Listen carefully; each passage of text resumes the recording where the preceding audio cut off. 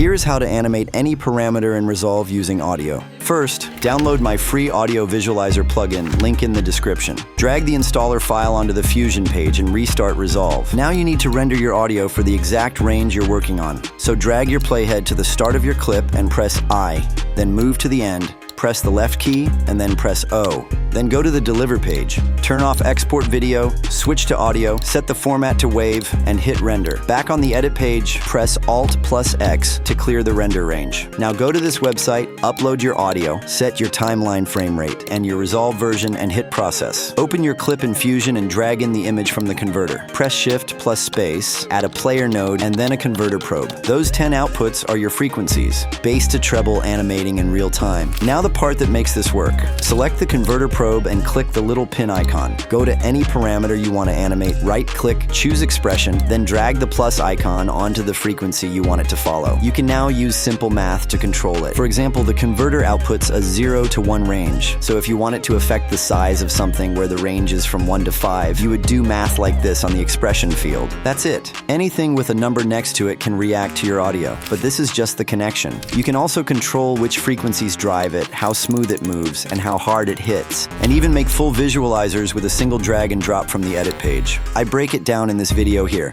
See you there.